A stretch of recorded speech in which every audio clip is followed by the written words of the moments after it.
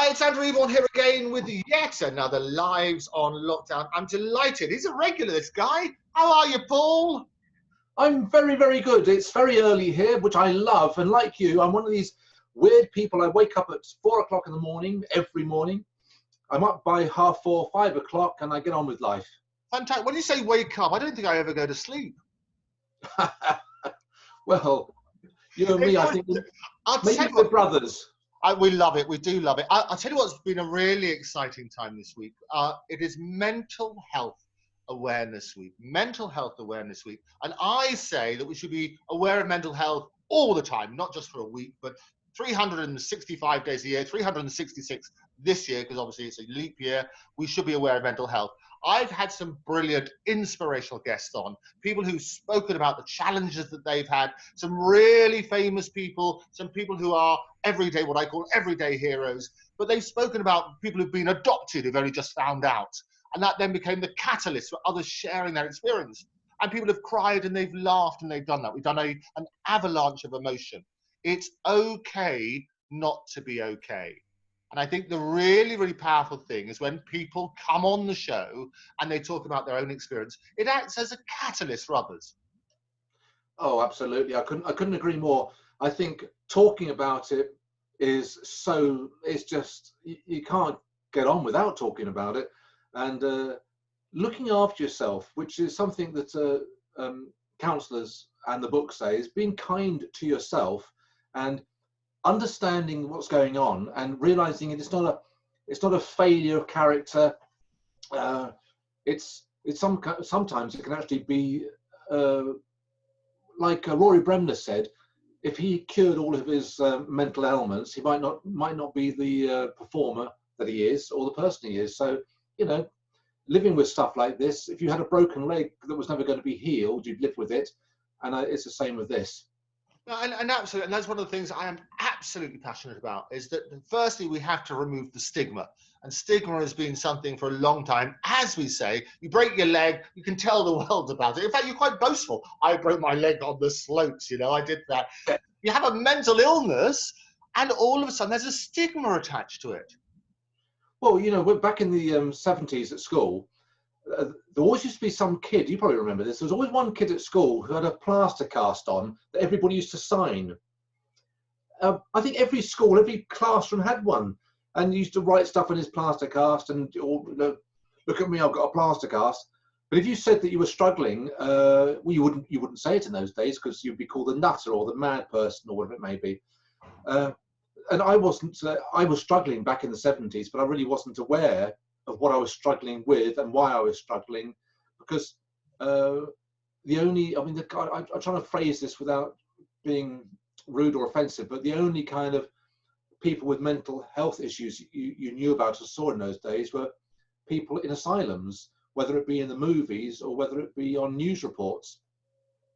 No, absolutely. And I think this is what's so great about this. And it is, Madonna in her bath about the equalizer being the virus. Actually, the great equalizer is mental health.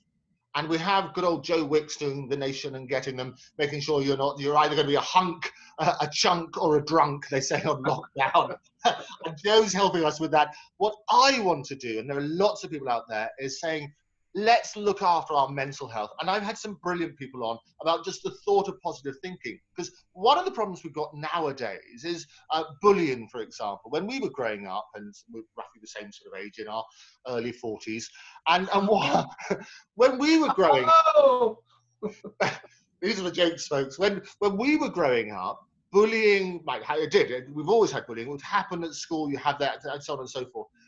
But you'd come home and that was your safe place. Nowadays, we are inundated with messages 24/7 because you've got social media. You carry your phone to bed and you're doing this and so on and so forth. And the hate and the poison and the vitriol will carry on throughout your whole life.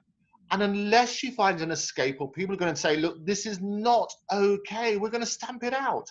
And you've got to work on that sort of basis. So what happens, there's a great campaign at the BBC at the moment, which you might have seen, where somebody's a little girl who's basically writing saying, look, she wrote to her friend, she's on the bus, and she got a little message from the friend, and the message from the friend was saying something positive about what was not the best haircuts. You know, remember those days when you could have haircuts? Lockdown, absolutely. But she wrote about the haircut, saying, lovely haircut. It wasn't a lovely haircut, but it was a nice positive thing. That then had an impact because the hairdresser, she's like, oh, Dave said got a nice haircut. The hairdresser's day felt great. The hairdresser texted her boyfriend who said, actually, something really good's going to happen. And he could buy the whatever he was on, the electrical device, he wanted to buy that. And then he told his gran, he said something nice about her cat. So the point is that being kind was infectious. You say something nice, it will expand into other nice things. You say something negative, and the poison that causes to people is horrendous. As performers, you know that you get 99 fantastic reviews. You get one bad one. It's the bad one you focus on.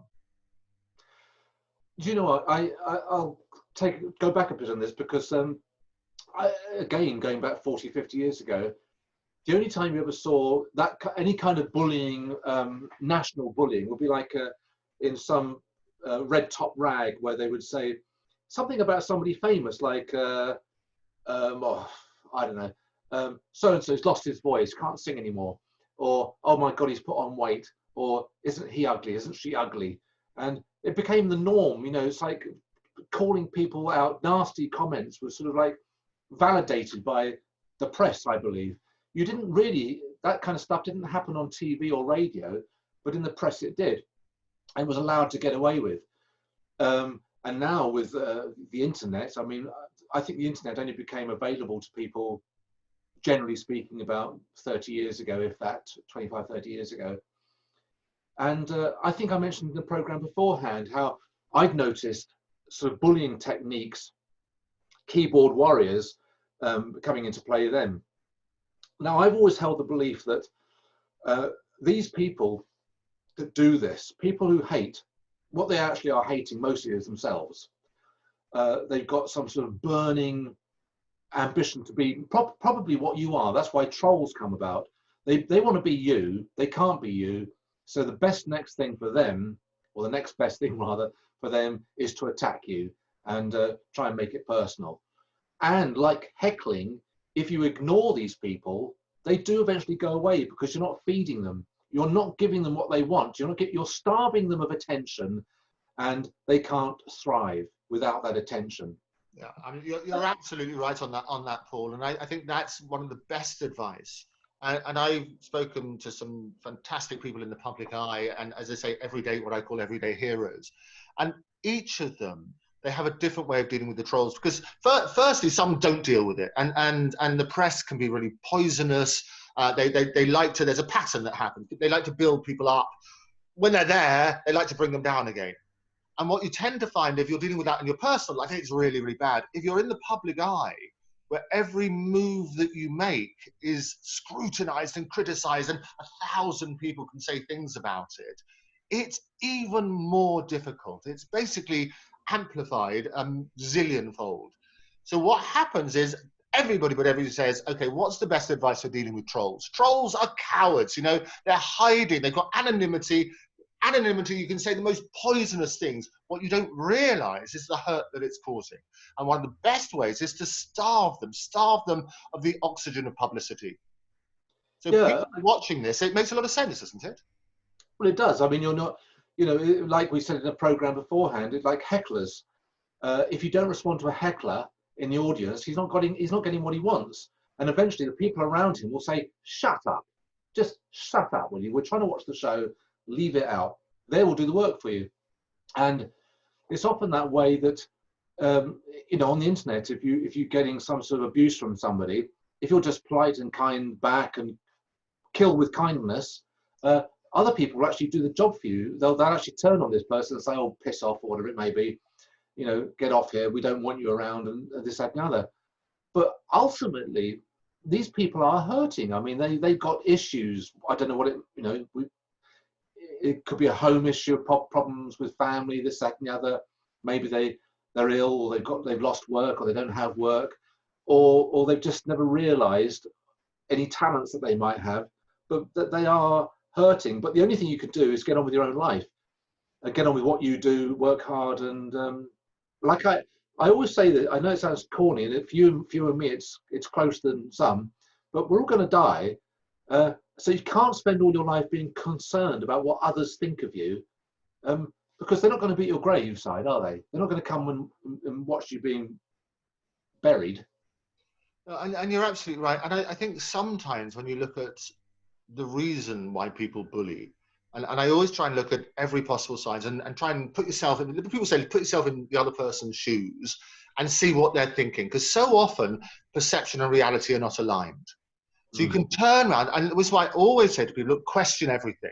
When people turn around and say, oh, this Paul Gordon is horrible or whatever, I'm sure that some days people are horrible and some days they're nice. And actually within a day, I can tell you, depending on what time of the day you're going to get me, I'm not always going to be up here or down there or whatever. People are people, and you pick people at a certain moment. So when you're trying to analyze the bullies, it's just when we spoke about, and you're so open about your own family and your father and how effectively he sort of farmed you off to a different house when you were quite young. And the reason that happened, we started to dig into, not professing to be a psychologist or anything, but we dug into actually the part of the reason was, that's what happened to him when he was a boy. We froze. Oh, no, I'm still here. I can still see you. It's that moment. Have you frozen? If you have frozen, we'll come back, Gordon, straight after the break. Join us. We're going to take a quick break. We'll be back with you after these important messages.